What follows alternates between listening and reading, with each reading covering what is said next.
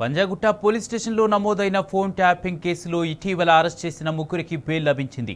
Vamsikrishna, Santosh Kumar, పరశురాములకు Nampally court bail ఇచ్చింది. మాజీ మంత్రి హరీష్ రావుకు వ్యతిరేకంగా సాక్ష్యాలు చెప్పాలని తమను డీసీపీ వేధించినట్టు వారు అఫిడవిట్ వేశారు. డీసీపీ, ఏసీపీ బూతులు తిట్టారని అఫిడవిట్లో పేర్కొన్నారు. హరీష్ రావును ఈ కేసులో ఇరికించాలని పోలీసులు ప్రయత్నం చేస్తున్నారని బీఆర్ఎస్ లీగల్ సెల్ న్యాయవాది లక్ష్మణ్ చెప్పారు. దాంతో తాము హైకోర్టును ఆశ్రయించామన్నారు. నాంపల్లి కోర్టు తమ వాదనలు పరిగణలోకి తీసుకుని ముగ్గురికి బెయిల్ మంజూరు చేసిందని న్యాయవాది లక్ష్మణ్ తెలిపారు.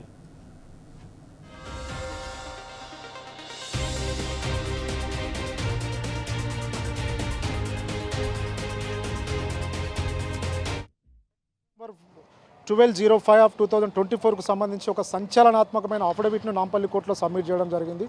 తెలంగాణ వ్యాప్తంగా అంటే అక్రమంగా కేసులు పెడుతూ కేసులో ఏముందో చెప్పకుండా, రిమాండ్లో ఏముందో చెప్పకుండా, వాళ్లకు చదివి వినిపించకుండా చట్టంలో ఉన్న లొసుగులను ఆసరాగా చేసుకొని పంజాగుట్ట పోలీసులు ఈరోజు వంశీకృష్ణతో పాటు మరో ఇద్దరిని అరెస్ట్ చేసిన సందర్భం మనం చూస్తున్నాము. ఈ విధంగా తప్పుడు కేసులు పెట్టి అరెస్ట్ చేసిన వాళ్ళకి గుణపాఠమే ఈరోజు అఫిడవిట్. ఏసీపీ గారి మీద, డీసీపీ గారి మీద క్లియర్గా నన్ను పచ్చి బూతులు తిడుతూ, నన్ను హరీష్ రావు గారి పేరుగా అదేవిధంగా మత్స వేణుగోపాల్ పేరు చెప్పకపోతే నీ అంతు చూస్తాం, ఏసీబీ కేసులు పెడతాం, మరో వేరే కేసులు పెట్టి నిన్ను ఇరికిస్తాం, నిన్ను బయటకు రాకుండా చేస్తాం, నిన్ను భూమి మీద లేకుండా చేస్తామని ఒక పోలీస్ అధికారి వార్నింగ్ ఇచ్చిన దౌర్భాగ్య పరిస్థితిలో బతుకుతుందా తెలంగాణ?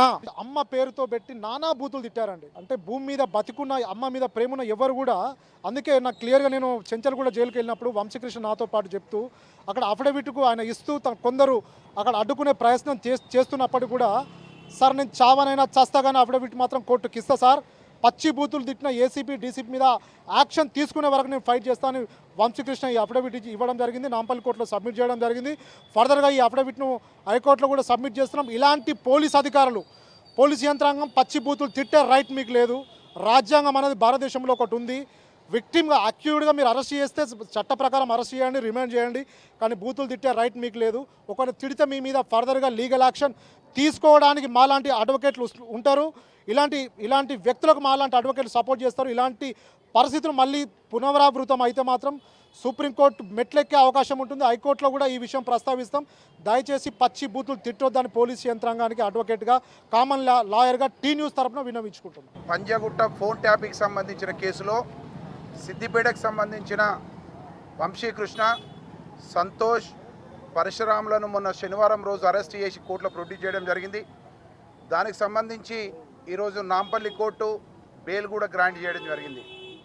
ఇందులో ముఖ్యమైన విషయం ఏంటంటే, ఈరోజు వంశీకృష్ణ కోర్టుకు ఒక అఫిడవిట్ సమర్పించడం జరిగింది. ఏసీపీ గారు మోహన్ కుమార్ గారు, అదేవిధంగా డీసీపీ విజయ్ కుమార్ గారు అరెస్ట్ చేసిన సమయంలో హరీష్ రావుకు సంబంధించిన వ్యతిరేకంగా వాంగ్మూలం ఇవ్వకపోతే, అదేవిధంగా హరీష్ రావుకు సంబంధించిన అనుచరులకు వ్యతిరేకంగా వాంగ్మూలం ఇవ్వకపోతే ఈ కేసులో అరెస్ట్ చేశామని బెదిరించడం జరిగింది అని అఫిడవిట్ లో చెప్పడం జరిగింది. అదేవిధంగా పత్రికాముఖంగా తెలియజేయని విధంగా ఈరోజు నానాబుతులు తిట్టారు డీసీపీ అని చెప్పి కూడా తన అఫిడవిట్లో కోర్టుకు సమర్పించడం జరిగింది.